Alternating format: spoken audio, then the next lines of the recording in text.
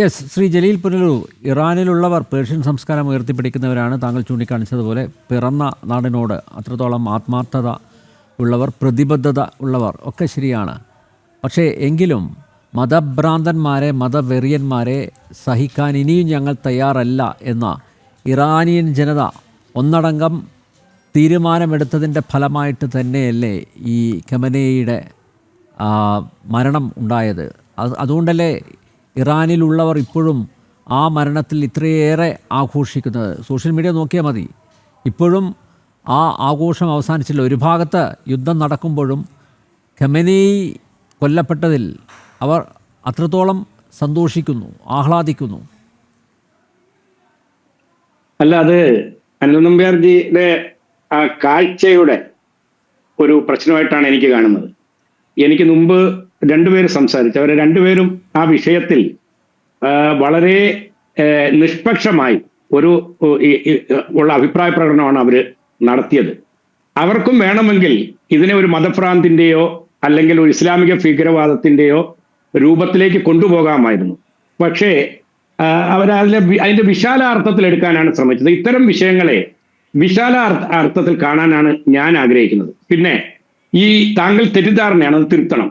ഇറാനികളുമായും അറബികളുമായും ഒരു 1-2 ദശാബ്ദങ്ങളിലധികം സഹകരിച്ചിട്ടുള്ള ഒരാളാണ് ഞാൻ അത് എൻ്റെ അറിവിന്റെ അടിസ്ഥാനത്തിൽ പറയാം, അനുഭവത്തിന്റെ അടിസ്ഥാനത്തിൽ.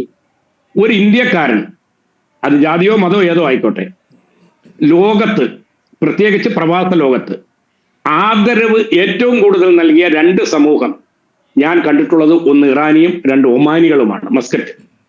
ഒരു പക്ഷേ സൗദിയോ UAE ഒന്നും അതിന് എന്ത് പ്രശ്നം വന്നാലും തുറന്നു പറയേണ്ട കാര്യം അത്രത്തോളം വന്നിട്ടില്ല.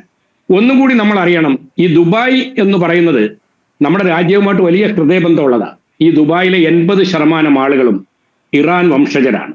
അൽ ഖബ്തൂർ ആയാലും ഗലദാരി ആയാലും അൽഫുത്തൈം ആയാലും ഇവരുടെ ബേസ് ഒരു കടലിന്റെ തൊട്ടക്കരെയാണ്, അക്കരെ. അതുപോലെ ഈ ഒമാനിൽ സൂർ എന്ന് പറയുന്ന ഒരു സ്ഥലമുണ്ട്. അവിടെ ഞാൻ പോയിട്ട് അത്ഭുതപ്പെട്ടിട്ടുണ്ട്. ബോംബെയിൽ എങ്ങനെയാണോ ആരെയാണോ നമ്മൾ കണ്ടത് അതാണ്.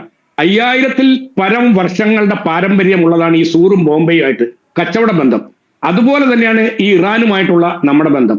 അടിവരയിട്ട് ഞാൻ പറയാം, ഇറാൻ ഒരു മതരാഷ്ട്രമോ മതഭ്രാന്തന്മാരുടെ രാഷ്ട്രമോ അല്ല. അങ്ങനെ ഉണ്ടായിരുന്നുവെങ്കിൽ ആ രാഷ്ട്രം ഇന്ന് ഈ നിലയിൽ വിവര സാങ്കേതിക വിദ്യയിൽ, ശാസ്ത്ര സാങ്കേതിക വിദ്യയിൽ, വിദ്യാഭ്യാസത്തിൽ മുന്നിൽ പോകുമായിരുന്നില്ല.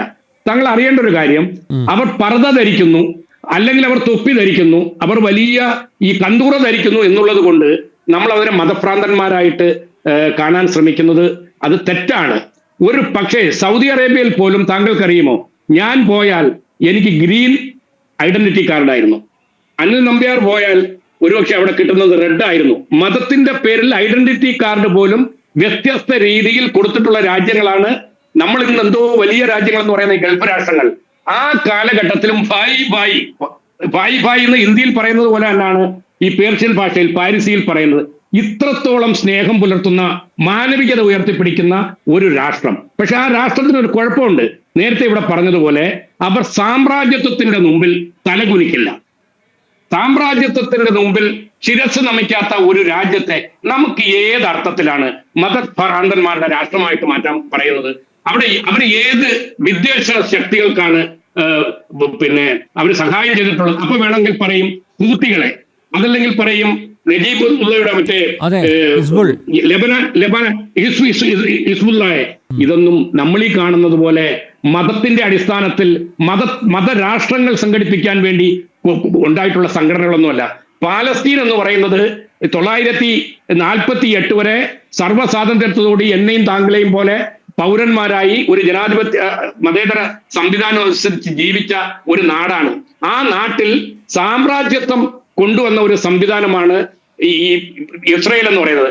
ആ ഇസ്രയേലിനെതിരായിട്ട് അവിടുത്തെ ജനങ്ങൾ, അതിൽ താങ്കളൊരു കാര്യം നമ്മൾ മനസ്സിലാക്കേണ്ടത്, ഇറാൻ സഹായിക്കുന്നത് പാലസ്തീനിലെ മുസ്ലിങ്ങളെ മാത്രമല്ല, യേശുക്രിസ്തു പിറന്നു വീണ ജെറുസലേം അടക്കമുള്ള അവിടുത്തെ ചർച്ചിലെ പാതിരി പോലും സ്വാതന്ത്ര്യ സമരത്തിന്റെ ഭാഗമാണ്.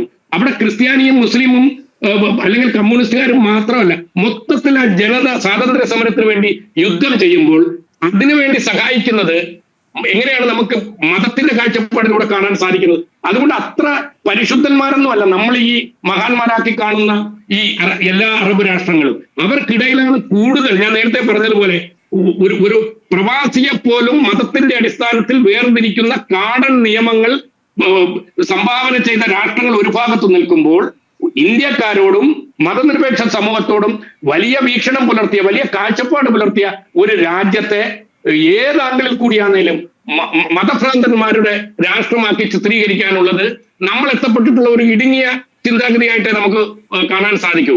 പിന്നെ എനിക്ക് നേരത്തെ ഇവിടെ പറഞ്ഞതുപോലെ ആഭ്യന്തരമായ അട്ടിമറി അവിടുത്തെ ജനങ്ങൾ, താങ്കളും പറഞ്ഞു അവിടുത്തെ ജനങ്ങൾ, അവിടുത്തെ ഏത് ജനങ്ങളാ, പിന്നെ അനിൽ സാറേ, അവിടെ ഏത് ജനങ്ങളാ തെരുവിൽ ഇറങ്ങുന്നേ? അപ്പൊ നമ്മുടെ നാട്ടിൽ മോഡിക്കെതിരെ ഞങ്ങൾ എല്ലാവരും കുറെ പേര് ഇവിടെ സമരം ചെയ്യുന്നുണ്ടല്ലോ എന്ന് വിചാരിച്ച് നാളെ ഈ മോഡിക്കെതിരെ അല്ലെങ്കിൽ അമിത്ഷായ്ക്കെതിരെ അല്ലെങ്കിൽ കേന്ദ്ര സർക്കാരിനെതിരായിട്ട് ഏതെങ്കിലും ഒരു വിദേശ ശക്തി ഇവിടെ വന്ന് എന്തെങ്കിലും പറഞ്ഞാൽ അതിനെതിരായിട്ടുള്ള പോരാട്ടത്തിൽ ആദ്യം പോയി നിൽക്കുന്നവരാരായിരിക്കും? ഞാനടക്കമുള്ള ഇന്ത്യക്കാരായിരിക്കും. അതാണ് നേരത്തെ ഇവിടെ പറഞ്ഞത്. അവിടെ അവർക്ക് രാഷ്ട്രീയപരമായ അഭിപ്രായ വ്യത്യാസം ഉണ്ടാകാം, ഭരണം മാറണമെന്ന് കുറെ ആളുകൾ അവിടെ ആഗ്രഹിച്ചിട്ടുണ്ടാകാം. ആ ആഗ്രഹങ്ങളെ പോലും നശിപ്പിക്കുകയാണ് ഇപ്പം അമേരിക്ക ഇസ്രയേലും ചെയ്തിട്ടുള്ളത്. കാരണം ഒരാളെ തെരുവീതികളിൽ ഇട്ടുകൊണ്ട് മറ്റൊരു സമൂഹം ആക്രമിക്കുമ്പോൾ, പുറത്തു നിന്ന് ഒരാൾ ആക്രമിക്കുമ്പോൾ ആ ആളോട് എല്ലാ അഭിപ്രായ വ്യത്യാസവും മാറ്റിവെച്ചുകൊണ്ട് ഐക്യപ്പെടുന്നത് ഒരു മാനുഷികപരമായ, മനുഷ്യ സഹജമായ ഒരു സ്വഭാവമാണ്. അതാണ് ഇപ്പോൾ ഇറാനിൽ ഉണ്ടായിരിക്കുന്നത്. അതുകൊണ്ട് അങ്ങനെ നമ്മൾ സ്വപ്നം കാണണ്ട. പിന്നെ നേരത്തെ ഇവിടെ പറഞ്ഞതുപോലെ അമേരിക്കയെ വെല്ലുവിളിച്ചിട്ടുണ്ട് അവിടുത്തെ വിദേശകാര്യ മന്ത്രി എന്ന് പറയുന്നത്. എന്തിനാ? ഞങ്ങൾ സ്വാഗതം ചെയ്യുന്നു. അത് നമ്മൾ ഇറാനെ കുറിച്ച് കാണാത്തത് കൊണ്ടാണ്.